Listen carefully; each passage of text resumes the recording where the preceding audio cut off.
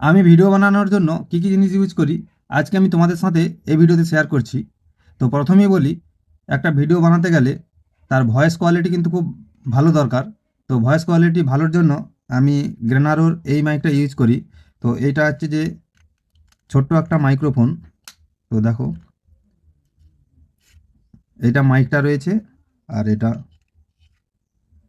মাইকের অ্যাডাপ্টারটা রয়েছে। দেখো, এটা ফোনের মধ্যে কানেক্ট করতে হবে, টাইপ সি যে কানেক্টারটা রয়েছে। আর এটা কেউ হাতে রাখে, কেউ কলারের মধ্যে রাখে।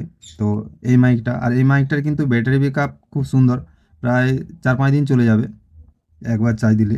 আর ভয়েস কোয়ালিটি কিন্তু খুব সুন্দর, এটা আমি ইউজ করি। তো খুব ভালো কিন্তু একটা কোম্পানির মাইক্রোফোন। এই দেখো, তোমাদেরকে আরেকবার দেখাচ্ছি।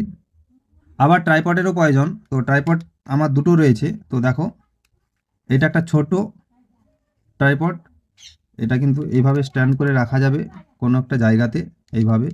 আর এটা সব দিকে কিন্তু ঘোরানো যায়, এই দেখো, এইভাবে করা যায়, এইভাবে করা যায়। তুমি ফোনটাকে যেভাবে রাখবে সেভাবে কিন্তু এটা রাখা যায়। এটা কিন্তু ছোট, মানে জাস্ট হাতের মুঠোর মধ্যে। আর একটা ট্রাইপড ইউজ করি, এটা সেলফি স্টিক বলা যায়, যে এই সেলফি স্টিকটা। তো এই সেলফি স্টিকের অনেকগুলো কিন্তু ফিচার্স রয়েছে। দেখো, এইভাবে ঘোরানো যাবে, এইভাবে ঘোরানো যাবে। আর একটা জিনিস, এর যে এখানে একটা সুইচ রয়েছে, এই সুইচের মাধ্যমে কিন্তু ব্লুটুথ কানেক্ট করে আমরা ছবি বা ভিডিও তুলতে পারি। আর এটা হচ্ছে যে দেখো, এইটাকে টাইট দেওয়া যাবে, এটার মধ্যে টাইট দেওয়া যায়। আর এটা হচ্ছে যে এইভাবে বড়ও করা যায়, এই দেখো, অনেকটাই বড় করা যায়। তো এইভাবে ছবি তুলতে পারি। আর আমার ভিডিও বানানোর জন্য দুটো ট্রাইপড দেখালাম, আর ছোট্ট সেই মিনি মাইকটা দেখালাম।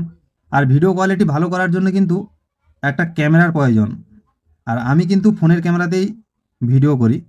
তো প্রথম আমার একটা ফোন ছিল রিয়েলমি 9 4G, ওই ফোনটাতে কিন্তু আমি ভিডিও করতাম।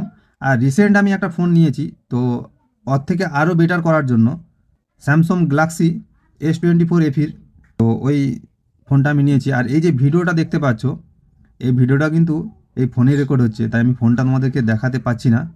বেশি কিছু সেটআপের প্রয়োজন নাই ভিডিও বানাতে গেলে।